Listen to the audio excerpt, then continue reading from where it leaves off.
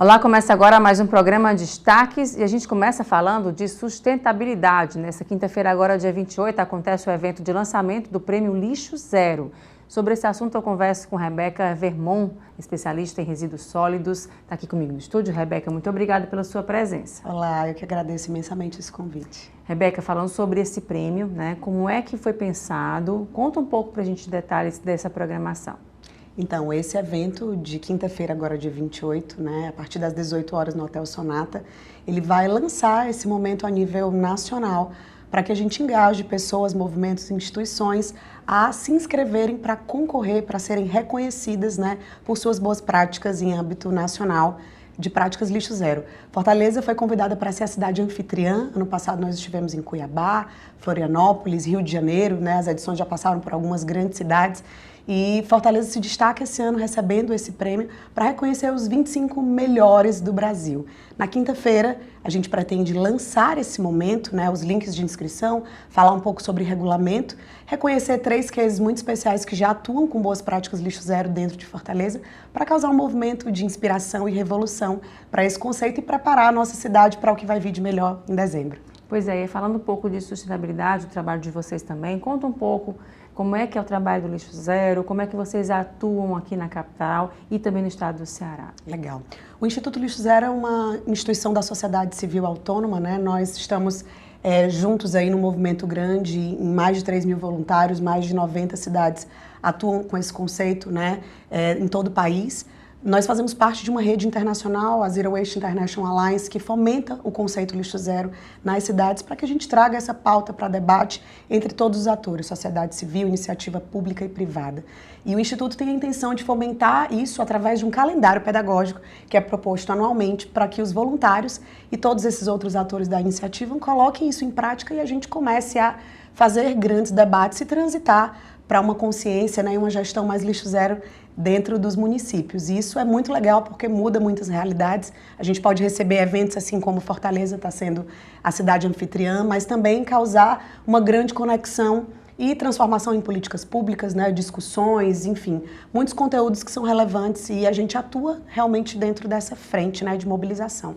Rebeca, como é que você tem notado a ação da população como um todo, sociedade civil, enfim, como um todo, com relação à questão da sustentabilidade? A gente vê a agenda ESG muito forte, nas empresas, cada vez mais falando sobre isso, mas a sociedade em si, ela realmente está abraçando essa causa, ela está botando para si a responsabilidade, está realmente acontecendo isso? Então, a gente está vendo uma maré de impulsionamento, não somente pela boa vontade, mas pela necessidade, pelos aspectos ambientais globais. E o Lixo Zero contribui com vários desses fatores.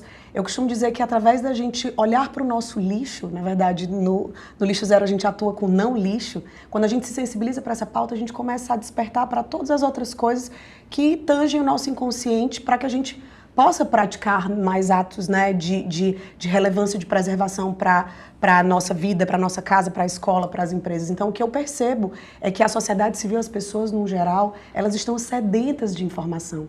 E a gente articula exatamente levando informação, sensibilizando as pessoas, engajando ela em movimentos, para que elas pratiquem aquilo não só dentro das suas unidades, mas que perpetuem nos seus lares, nas práticas diárias. Então, o que a gente percebe é que, para além das empresas querendo promover, do governo querendo promover essa necessidade do impulsionamento do ESG, as pessoas estão sedentas por informação e é o que a gente está promovendo nesse momento. A gente tem falado muito sobre a questão do aquecimento global, as temperaturas terríveis que todos nós estamos sentindo na pele literalmente, em todos os lugares do mundo, aqui no Ceará também, no Brasil também. E tem essa responsabilidade da gente olhar, do que a gente está fazendo para que isso mude, ou então pelo menos reduza. Nesse ponto, assim, você identifica dificuldades nesse sentido? Quais são os obstáculos que estão se mostrando presentes para que a sociedade tente mudar esse quadro? Então, são múltiplos fatores, são múltiplos agentes para contribuir com essa mudança. As metas climáticas são muito ousadas, a gente já não tem mais tempo, então a gente precisa do impulsionamento de todos. De fato, foi o nosso consumo quem nos trouxe até aqui, então a gente tem que repensar de ponta a ponta. Eu acredito que enquanto indivíduos, pessoas físicas, a gente pode repensar esse consumo, fazer escolhas mais conscientes, conectar com marcas que tenham mais propósito e mais cuidado com esse futuro. votar melhor, cobrar políticas públicas efetivas, né, são fatores importantíssimos e está ligado nessa pauta. O problema do lixo é um grande desafio, impacta diretamente nas mudanças climáticas, quando a gente envia tudo aquilo misturado para os aterros sanitários, gerando grande desperdício de recurso e poluente, mas a gente pode dizer que ele está ali, dentre os problemas gerados pelas mudanças climáticas, ele está ali mais ou menos no quinto, né? Então, é um grande desafio, sim. Existem outros desafios muito mais consistentes quando a gente fala de mudanças climáticas. No entanto, Fortaleza tem uma peculiaridade. Nós estamos entre as 4 cidades que mais emitem gás do efeito estufa na geração de resíduos. Então, se nós tivéssemos um cuidado especial, né, com a questão dos resíduos, na gestão de resíduos dentro do nosso município, provavelmente a gente consiga atingir com mais rapidez as metas globais, né, relacionadas às questões climáticas. Então, é um ponto de importância, eu acredito que é um movimento bem salutar para Fortaleza nesse momento, para que toda a sociedade consiga reconhecer, assim como as instituições importantes e os governos, né, que olhando para o lixo e também para outros sentidos, a gente tem caminho para chegar bem aí nas metas. Rebeca, você falou muito num ponto importante, informação, né, e educação também, né, a gente olhar para isso tanto para as crianças, jovens, adultos, fazer parte, né? Como é que essas ações podem também ser impulsionadas nesse sentido, para que a gente consiga informar mais, né? Cada vez mais chegar a todos a informação de que a gente precisa realmente, a gente fala assim, ó, guarda para jogar no lixo, mas quando a gente vê, na verdade, onde é que tem lixo? Não tem lixo, né? Não tem lixo. No nosso planeta não existe isso, né? Então, como é que a gente consegue trabalhar dessa forma, né? Fazer com que essa informação realmente chegue para todo mundo? Então, o conceito lixo zero, ele fala de um máximo aproveitamento e um correto destino para praticamente tudo que a gente gera, né? E é possível, sim, é possível ter uma instituição lixo zero, é possível ser uma cidade lixo zero, já existem modelos a nível mundial, é possível ter um coletivo, né, e várias iniciativas. Então, a iniciativa pelo lixo zero já consegue contribuir nesse despertar para as pessoas fazerem essa distinção do que é fazer lixo e o que é ser lixo zero genuinamente dentro das suas escolhas, na sua narrativa, no dia a dia.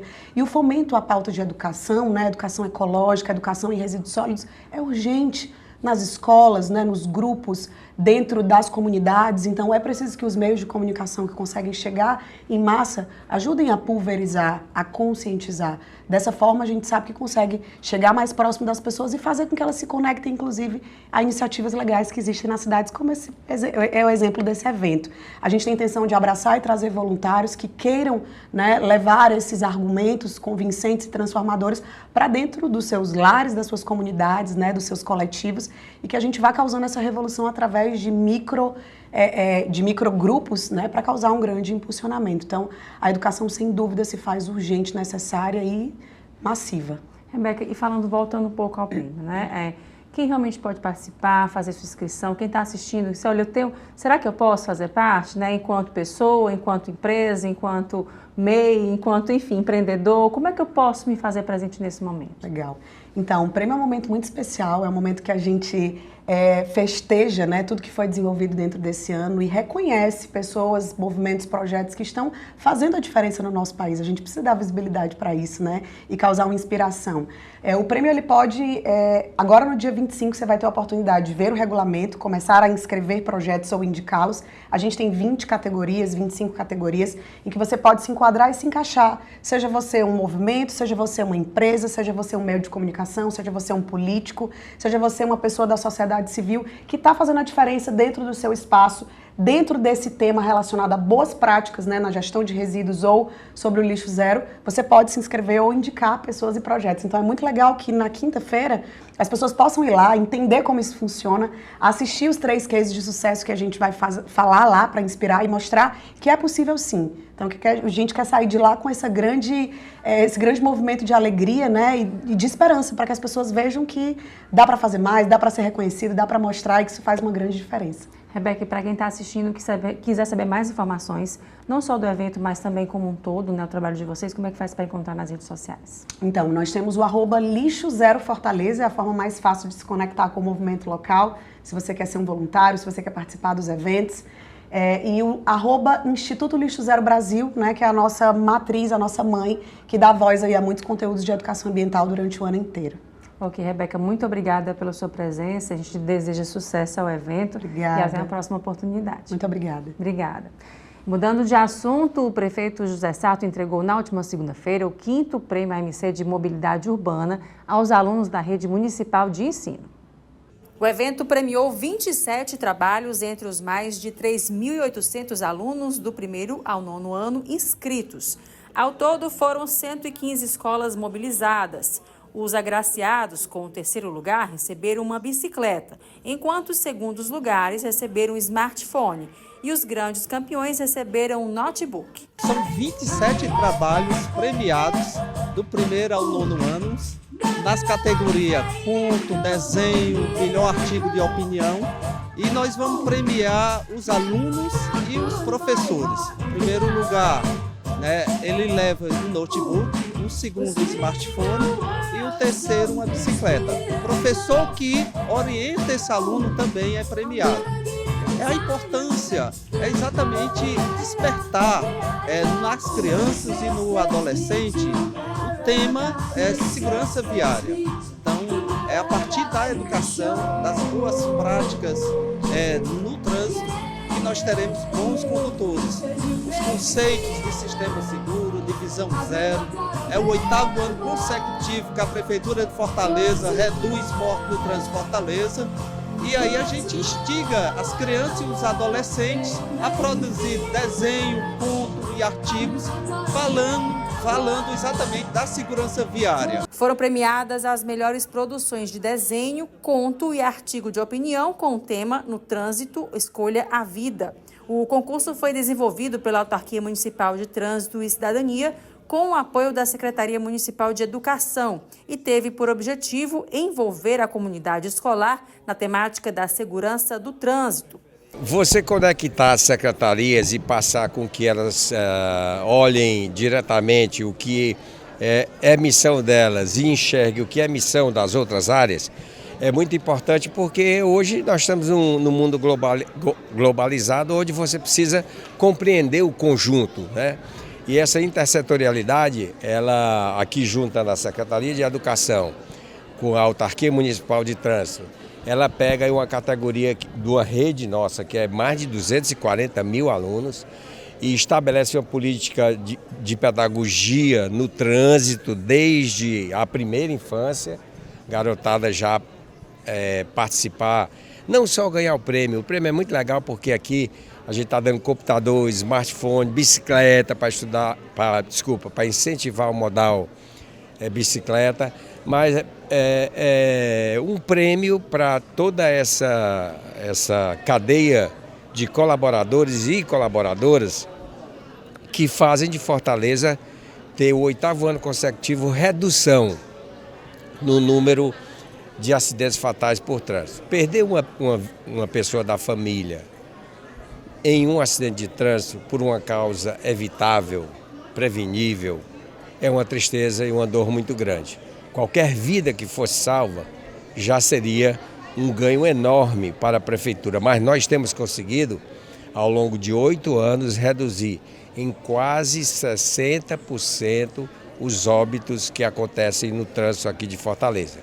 E tudo isso é fruto, iniciando aqui na escola, debatendo com a gurizada, com a garotada, o que é a respeito ao trânsito, como é que deve se portar no trânsito a mãe com a criança, toda a dinâmica do transporte público. E a gente começa aqui. E ao premiar é incentivar, trazer essa discussão para dentro de casa e da sala de aula. O prêmio, que está em sua 5ª edição, foi idealizado em 2017. Desde então, já contou com a participação de mais de 14 mil estudantes.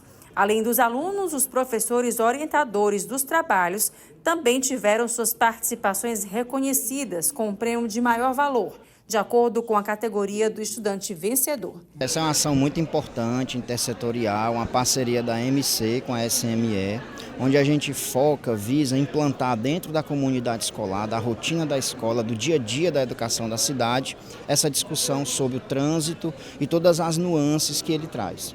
Como o nosso prefeito bem enfatizou, a redução que acontece ano a ano, ela não é à toa, ela é fruto de toda essa construção. E aqui a premiação é justamente o momento onde os alunos que se destacam, os professores que se destacam, eles acabam sendo premiados, um mérito, um reconhecimento a todo esforço, mas é válido lembrar que mais de 100 escolas participaram de toda essa mobilização. Aqui é apenas a culminância da premiação daqueles que tiveram maior destaque, mas o destaque vai para todos, vai para toda a rede, e a premiação aos professores é mais um reconhecimento do trabalho que eles desenvolvem interdisciplinar dentro das unidades de ensino.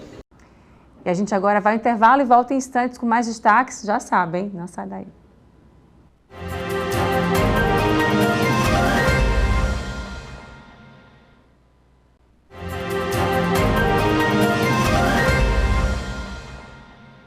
Estamos de volta. A Secretaria da Proteção Social do Governo do Estado, através dos seus equipamentos sociais, vem realizando rodas de conversas e ofertando uma escuta qualificada para as pessoas atendidas nos complexos sociais Mais Infância, os centros comunitários, ABCs e Círculos Escolas. Sobre o assunto, eu converso com a assistente social Cláudia Cavalcante, que está aqui comigo no estúdio. Cláudia, muito obrigada pela sua presença. Eu que agradeço o espaço. Cláudia, falando sobre essas ações, né? Vocês estão fazendo essa roda de conversa tão importante nesse momento, né, do Setembro Amarelo, mas também de todos os dias falar e cuidar das pessoas com relação à saúde mental, né? Como é que vocês fazem essas ações junto às comunidades?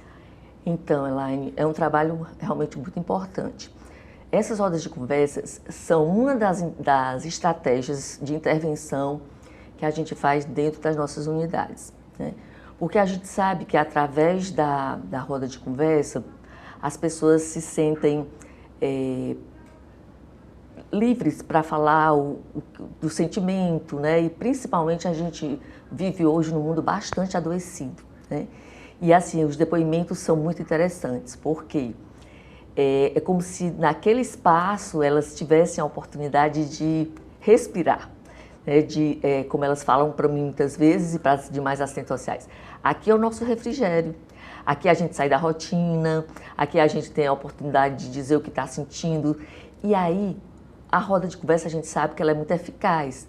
Por quê? Porque não existe, vamos dizer assim, hierarquias, né? Ninguém sabe mais do que o outro, né? Está todo mundo em círculo, existe aquela pessoa, sim, que vai, vamos chamar de condutor, né? Que ele vai direcionar, dependendo do assunto ele vai direcionar, mas não existe aquele que sabe mais ou que sabe menos.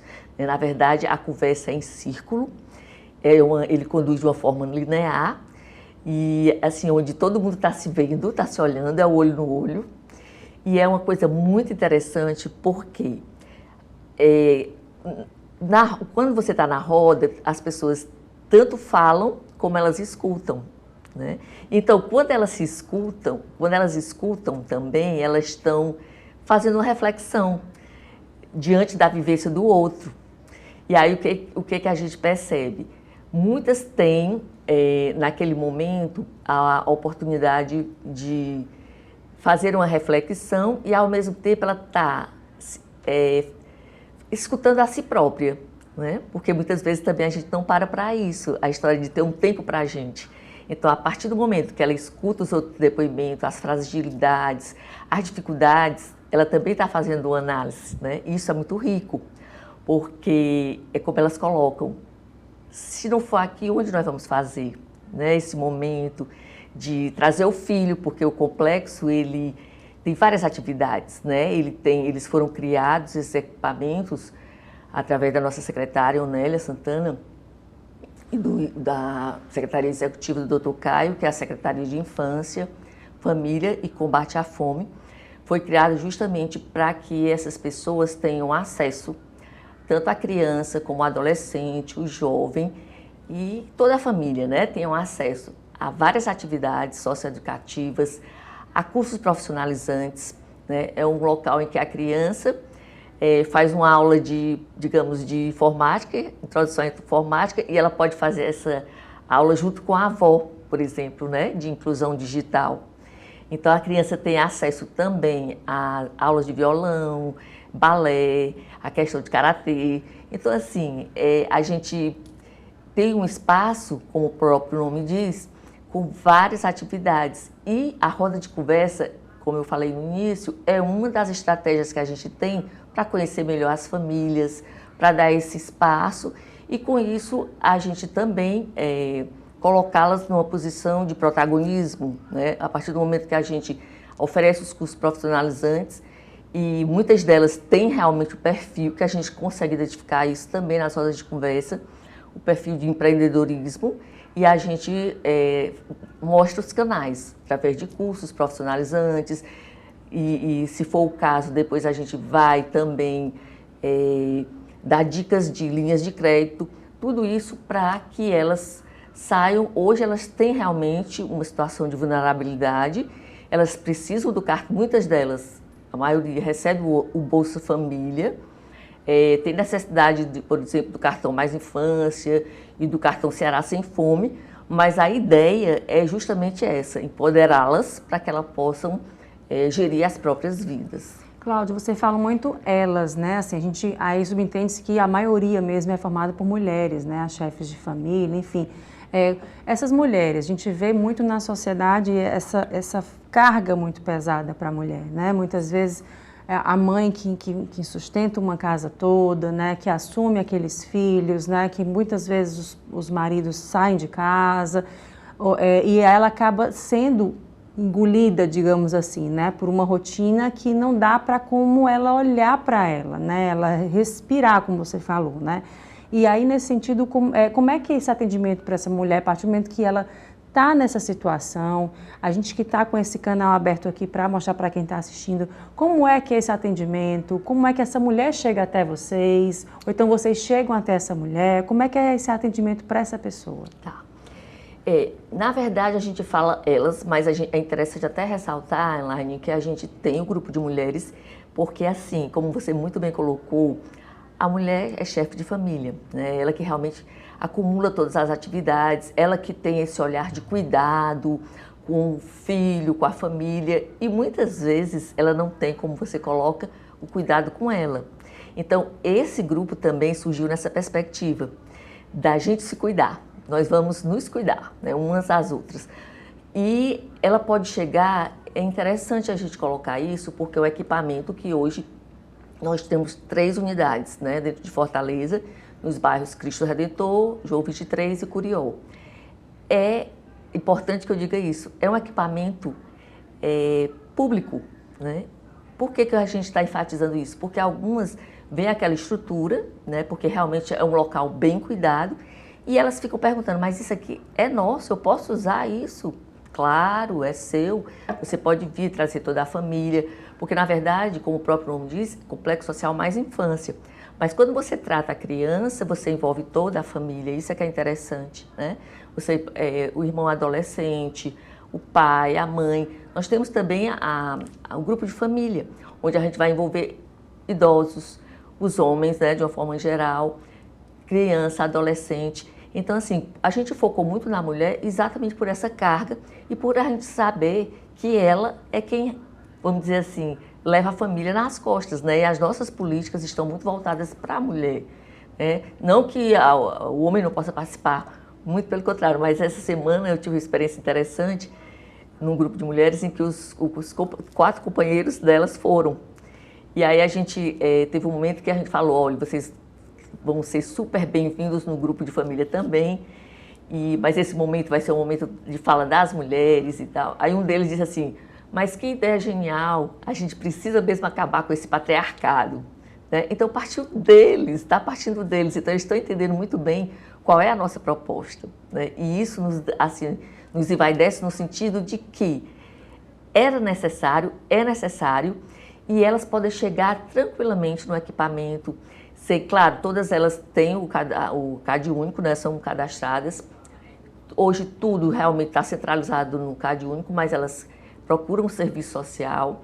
Muitas vezes, como a gente não é um equipamento da saúde, se for necessário um encaminhamento para um tratamento especializado, com psiquiatra, alguma coisa, a gente também tem psicólogo no complexo. É feito atendimento pelo psicólogo e, se for o caso, ele encaminha para outro equipamento, né? Mas é tranquilo, elas podem chegar a qualquer momento. Ok, Cláudia, muito obrigada pela sua presença. e até uma próxima oportunidade. Muito obrigada. Obrigada. E a Comissão de Direitos Humanos e Legislação Participativa realizou nessa semana uma audiência pública para debater propostas para a elaboração de um Estatuto do Trabalho. Especialistas discutiram a terceirização e defenderam condições dignas para os trabalhadores. O senador Paulo Paim lembrou que após a reforma trabalhista aprovada em 2017, que, segundo ele, retirou direitos permanentes, foi apresentada uma sugestão legislativa que vem sendo debatida há quase 5 anos. Foi o primeiro passo para a construção do que está sendo chamado de CLT do século XXI ou Novo Estatuto do Trabalho. Para este consultor legislativo, o Brasil tem um problema de reformismo exagerado, que muitas vezes gera insegurança. Desde que a Constituição de 88 entrou em vigor, não paramos de falar um minuto em reformas, né? Então temos aí reforma trabalhista, reforma administrativa, reformas previdenciárias, reforma política, tributária, agrária, ensino médio, ministerial. E, de fato, muitas dessas reformas até realmente são importantes, necessárias para colocar o país no rumo da modernidade, mas em muitos outros momentos são movimentos de reforma que não mereciam esse nome, porque são retrocessos sociais, retirada de direitos, tentar retroceder a um estágio, inclusive, de barbárie. Os convidados se mostraram preocupados com alterações promovidas pela reforma trabalhista e outras leis posteriores.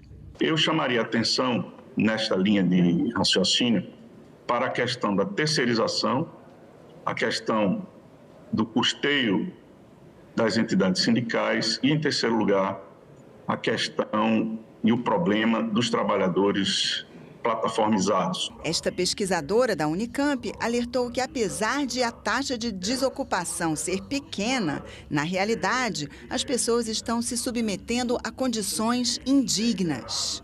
Esse resultado, ele tem que ser visto com muita cautela, porque ele não é exatamente a expressão de uma melhora do ponto de vista geral do mercado de trabalho. Ele também é a expressão de uma retirada de uma parcela da força de trabalho que antes, estavam no mercado de trabalho e que se retiraram, não necessariamente por aposentadoria e outras coisas, mas muitas delas pelo desalento, pelo abandono, pela falta de perspectiva, considerando que o período médio de busca por trabalho no Brasil tem excedido 2 anos. Isso é um período muito elevado e isso desestrutura, inclusive, do ponto de vista pessoal. As pessoas se submetem a aceitar qualquer tipo de trabalho. Eles têm que sobreviver. Entendo eu que as alterações legais são importantes e necessárias, porque o mundo do trabalho também sofreu modificações. É isso que nós queremos fazer, avançar, modernizar, mas sem perder direitos. É por isso que eu digo que elas devem caminhar no sentido de trazer benefício para os trabalhadores, tanto do campo como da cidade. E a Prosper Academy, centro de capacitação voltado para o mercado empresarial, lançou recentemente em Fortaleza a sua nova sede. Sobre esse assunto eu converso com Jennifer Montenegro, sócia do Prosper Academy, está aqui comigo no estúdio. Jennifer, muito obrigada pela sua presença. Elaine, muito obrigada pelo convite, é uma satisfação estar aqui com você e vamos lá conversar sobre a Prosper Academy, que vai ser uma honra. Pois é, foi inaugurado recentemente, mas conta para quem está assistindo, como é que foi pensado esse projeto e como é que a atuação já está acontecendo, Isso já acontece. A Prosper Academy, Elaine, ela já surgiu desde 2012, onde a gente vem fazendo esse trabalho junto aos empresários locais e a gente tem como no caso, vocês trabalham junto com os empresários, as pessoas, eles chegam até vocês e fazem mentorias, como é que é esse trabalho todo? Isso. Então, nós temos a proposta de apoiar empresários e suas lideranças no sentido de desenvolver as suas empresas. Nós somos um centro de capacitação empresarial. Então, é um local onde nós recebemos essas lideranças, esses empresários, com foco em alavancar resultados. E como você disse, a gente acabou de inaugurar a casa, ela está novinha em folha, é uma novidade incrível para a gente inaugurou ela mês passado. E assim, estamos numa sequência de eventos de abertura, onde a gente convida os nossos clientes e chamamos cases de negócio para poder fazer uma troca de ideias lá. Realmente são eventos muito ricos, E nós vimos aí, entregando para os nossos empresários, serviços na área de mentorias individuais, onde a gente trabalha diretamente com os empresários, mas nós também temos entregas in company, como mentoria, consultoria, mas também nós temos um trabalho chamado Método Core, onde a gente trabalha as lideranças, cultura organizacional e o nosso carro-chefe, que são as mentorias em grupo, voltado para os próprios empresários, onde nós recebemos esses empresários lá na Prosper Academy uma vez por mês. E assim, a gente conversa a respeito de modelo de gestão, modelo de negócio, modelo de empresário. E realmente a gente está tendo assim, um feedback muito positivo já há bastante tempo, mas agora mais ainda por conta desse espaço que foi criado com todo carinho e atenção para esses empresários, porque assim como eles, assim como vocês, nós somos empresários também. O Fred, que é o meu sócio há mais de 30 anos, eu há mais de 20 anos, e nós sabemos as dores que o empresariado sente, que você, empresário, empresária, sente no dia a dia. E uma, Elaine, das maiores queixas, dores que esses empresários trazem para a gente é a questão da solidão empresarial, né? Infelizmente, isso realmente acontece, com quem eu posso conversar, um ambiente seguro para eu poder me abrir, falar a respeito das minhas queixas, minhas dificuldades, e a Prosper Academy é um espaço criado com muito carinho para isso, sabe? Então, é nesse sentido que a Prosper Academy está aqui para poder atender esses empresários. Pois é, você falou dessa dor, né, que é da solidão, muitas vezes, com quem conversar, né, como dividir aquele problema, né, e ver que não é tão problema assim, às vezes na dor do outro, né, a gente acaba trocando essa ideia, né. Como é que tem sido também voltado para as mulheres, né, as mulheres empresárias também? Importantíssimo ter tocado nesse ponto, Elaine, porque realmente não é fácil ser empresário, hoje em dia, principalmente no Brasil, todo mundo sabe disso. Mas as mulheres têm realmente uma dor ainda mais aflorada, porque não é do universo feminino, ainda não é uma coisa muito forte, né?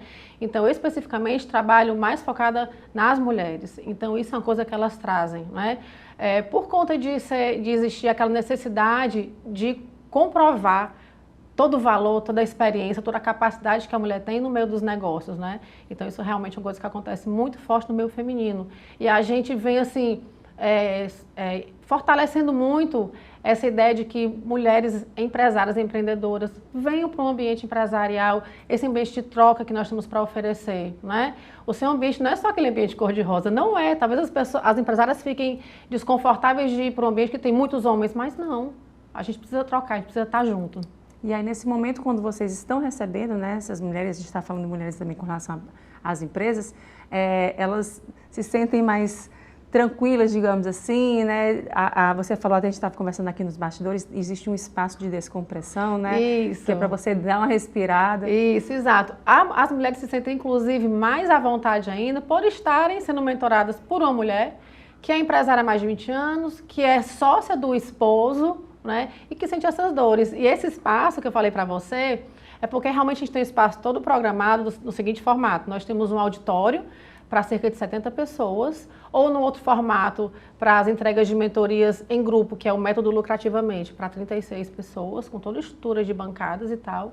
Nós temos as salas de mentoria individual, atendimento individual, mas temos uma área chamada carinhosamente como área de descompressão, que é aquele local onde a pessoa chega, o empresário chega mais cedo um pouco, antes das entregas, para descontrair, receber uma massagem, tomar um cappuccino, tomar um chamate. E o interessante é que as pessoas já dizem o quanto isso faz diferença. Poxa, passei um dia tão puxado hoje, ainda vou para lá, ficar lá e trabalhar, só que não é trabalho. É tão agradável, a gente se sente tão bem acolhido, e a gente pode trocar, então isso é muito gratificante e reforça ainda mais esse ambiente que a gente criou para o empresário. E acredito que é um momento de troca também, né? De você juntar parcerias, né? Acredito que saiam parcerias também desses encontros. Com certeza, muitas parcerias, porque veja só, Elaine, em cada turma de mentoria para os empresários, nós temos em média 30 pessoas lá com a gente, todos empresários, e são de todos os segmentos. Quanto mais diversificadas são as turmas, mais ricas elas são. Então, é muito comum saírem negócios, parcerias que vão frutificando ao longo do tempo. E a gente reforça muito isso, muito. Você falou que foi inaugurado recentemente e diversas ações estão sendo realizadas, isso, né? O que a gente tem programado até o final do ano? Já pode contar? Não tenho a programação completa, mas vou te dizer. Nós fizemos o primeiro evento de abertura com o Fernando Cirino Gugel, né? Foi super especial. Só um detalhe, na hora que a gente faz esses eventos, o que é que a gente costuma reforçar? Fernando Cirino, me fala o que foi que deu errado. Sim. Porque o que deu certo, a gente compra o livro, né? E lê, Isso, a gente vê nos palcos. Mas, Fernando, foi que deu errado? Me conta. E eles vão lá abertos para colaborar com os empresários. Nós tivemos agora o último evento que foi com o Cláudio Ari, né, que é o presidente do Grupo Normatel, então foi incrível. E para você entender, ele falou para a gente assim, olha, eu nunca faço esse tipo eu não falo em público, eu não gosto de falar em público, mas para vocês, eu me conectei tanto que eu faço questão de ir, então foi muito bom. Nós temos programado para a próxima quarta-feira, dia 10, um evento na nossa sede Prospere Academy, inclusive está sendo já divulgado nas mídias sociais. E nós teremos mais um até o final de outubro, né? Não sei te dizendo exatamente qual a data e nem posso revelar ainda quem é o convidado, mas nós divulgaremos. Certo. E falando em redes sociais, já puxando, para quem quiser saber mais informações, como é que faz para encontrar vocês nas redes sociais? Ótimo, importantíssimo. Então nós estamos no Instagram como @Prospere Academy Oficial. Estamos também como @FredPinOficial e @JenniferMontenegro.oficial. Ok, gente. Muito obrigada mais uma vez pela sua presença e até uma próxima oportunidade. Muito obrigada, Elaine. Muito obrigada. Obrigada. E a gente agora vai ao intervalo e volta em instantes com mais destaques. Não sai daí.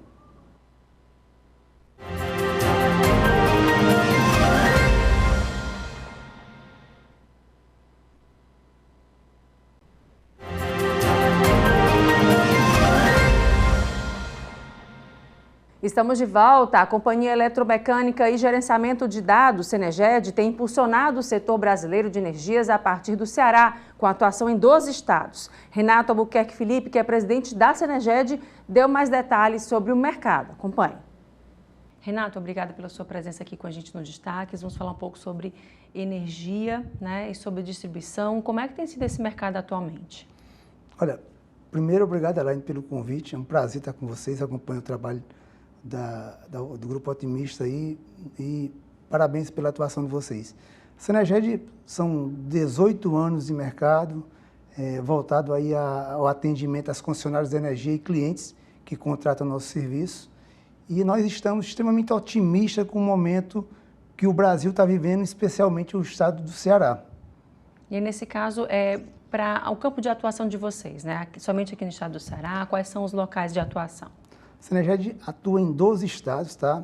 A gente começou aqui no estado do Ceará com a ainda antiga Coelce e temos operações nesses 12 estados ligados diretamente às distribuidoras de energia, fazendo o trabalho de infraestrutura, desde o processo da ligação do cliente, você vai na agência de atendimento, pede uma ligação, ao trabalho da entrega da conta, a construção da rede, enfim, tem toda a parte, esse trabalho que muitas vezes a gente está vestindo a farda da distribuidora, mas é um trabalho feito por uma empresa como a nossa, como a Seneged, atuando aí nesses 12 estados. A gente já leva emprego hoje para aproximadamente 5 mil colaboradores nesses 12 estados. E aí, nesse momento agora, né, que a gente fala muito de energia renovável, né, da própria hidrogênio verde também, um estado muito forte nesse sentido, nessas discussões, como é que você está visualizando, né, esse momento atual? Olha, o primeiro ponto aqui é a gente trabalhar essa parte do dever de casa. Eu digo sempre para a nossa equipe, o que faz o diferente em qualquer empresa são as pessoas que atuam. A gente tem uma relação muito próxima com o nosso pessoal, de desenvolver, de capacitá-los. E o que a gente tem feito ultimamente é cada vez mais reforçar essa capacidade nossa de entrega, essa possibilidade nossa realmente de atuação nesse mercado tão gigante que está por vir. A questão do hidrogênio verde, a gente tem muitos memorandos de intenção no estado do Ceará, esperamos que aconteça o mais breve possível, e a Seneged vai estar preparada para dar esse suporte na parte aí do serviço propriamente dito. A gente fala de um serviço que tem uma cadeia muito grande, e a nossa cadeia está bem específica, é a parte da infraestrutura. A gente tem qualificado e preparado nossa equipe para, no momento certo, estar no canto certo, o estado do Ceará, estado de pessoas que têm um compromisso muito forte com o trabalho, para que a gente possa dar o nosso melhor. E aí, nesse caso, com essa procura alta, né, como é que tem se mostrado o mercado atualmente? Cada vez mais a gente tem visto isso, né, as empresas procurando a energia renovável, né, indústrias também, as residências também, né, a gente tem visto esse mercado cada vez mais amplo. Existem algumas dificuldades no setor que você identifica que podem ser melhoradas? O atendimento hoje, a questão da qualificação técnica, talvez seja o grande gargalo que a gente possa enfrentar. Obviamente, para todo grande desafio, requer grandes esforços. Nessa parte aí, a gente está buscando fazer nosso dever de casa, entendemos que o processo é uma coisa muito grande, requer realmente todas as empresas, cada vez mais qualificação dentro do estado do Ceará para que a gente consiga atender essas demandas. Mas eu acho que, eu tenho 12 estados hoje que nós atuamos. Eu acho que o estado do Ceará é o mais preparado, é o mais qualificado para poder dar esse suporte aos grandes investidores que estão por vir. Nós temos fontes, né, muito favoráveis, né? A gente tem o sol muito forte, nós temos os ventos também muito fortes, né? Isso tudo também favorece a localização do estado do Ceará, também é importante, né? Todas as condições climáticas, elas são muito favoráveis e a gente tem, além dessas condições, uma segurança jurídica de um estado que está bem estruturado. Eu acho que o que a gente tem feito ao longo dos anos, nós estamos a alguns quilômetros aí, não falo nem passos, eu falo alguns quilômetros em relação a outros estados que ainda estão por entender o que está para acontecer.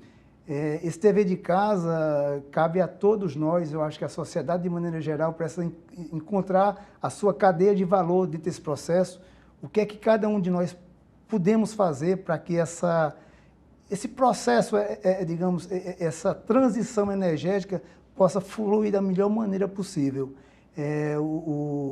Semana passada nós tivemos um evento grandioso aqui no estado do Ceará, Proenergia, aí, feito pelo Sim de Energia, que a ideia é colocar os grandes pensadores, as pessoas que conhecem com profundidade o setor, a discutir, a encontrar alternativas para que a gente possa estar preparados para esse momento tão especial. Renato, para quem está em casa aqui quer conhecer mais o trabalho de vocês, né? Onde é que vocês estão nas redes sociais? Tá, a Cenerged está vou colocar aqui no YouTube, estamos também no Instagram, @Cenerged, e o meu Instagram é @RenatoAFelipe. E vamos falar agora de cultura. A Caixa Cultural Fortaleza traz à capital cearense a exposição fotográfica Olho de Peixe, que reúne visões variadas pela ótica criativa de 40 fotógrafos cearenses, sob a curadoria de Ademar Assaoka. É isso que eu falei? Acho que eu vou confirmar direitinho aqui. E quem está do meu lado é Bruno Koch, que está idealizador, né? Você pensou um pouquinho sobre isso também? Eu falei o nome correto, é isso mesmo, né? É Assaoka. Assaoka. Bruno, me fala um pouquinho sobre essa exposição, como é que vocês pensaram isso, né?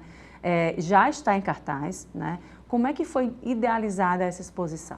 Primeiramente, olá, Elaine, muito obrigado pelo convite, por estar recebendo a gente, né, nesse programa hoje, muito obrigado.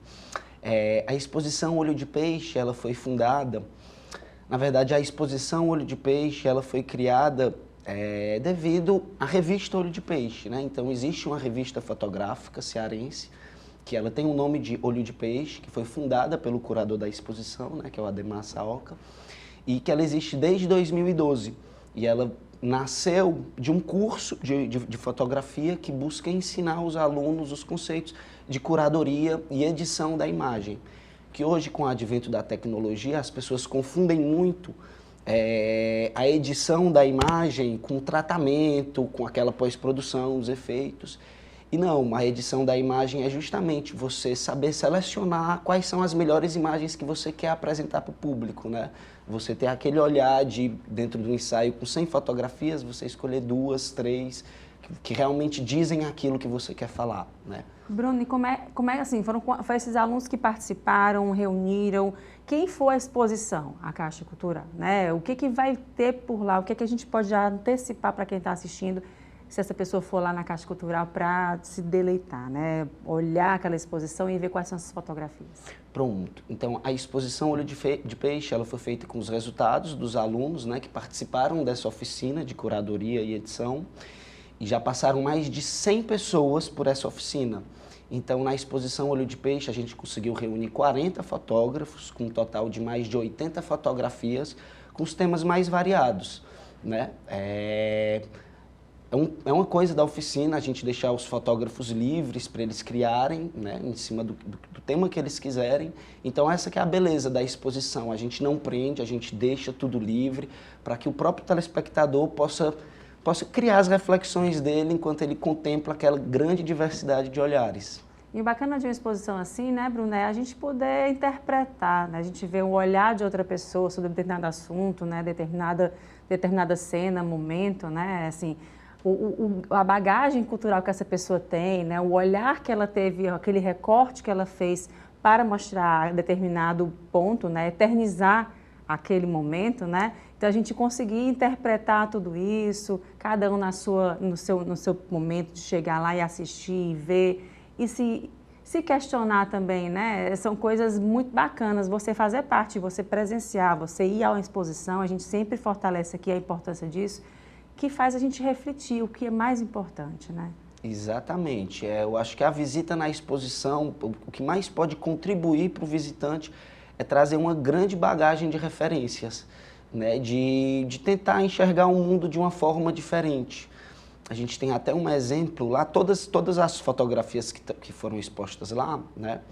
São 80 fotografias que se dividem em 6 publicações que essa revista teve, né? Então a gente tem a galeria 1 e 2 da Caixa Cultural e a gente dividiu essas galerias em 6 áreas. Cada área representa uma edição dessa revista, né? E uma dessas edições foi feita em parceria com a Bienal da Dança, onde os fotógrafos foram fotografar a Bienal da Dança e fotografavam no palco os dançarinos e etc. E teve um fotógrafo que ele pensou, poxa, mas está todo mundo indo ali no palco, as fotos vão ficar, de certa forma, talvez parecidas, né? Vou tentar fazer um negócio diferente.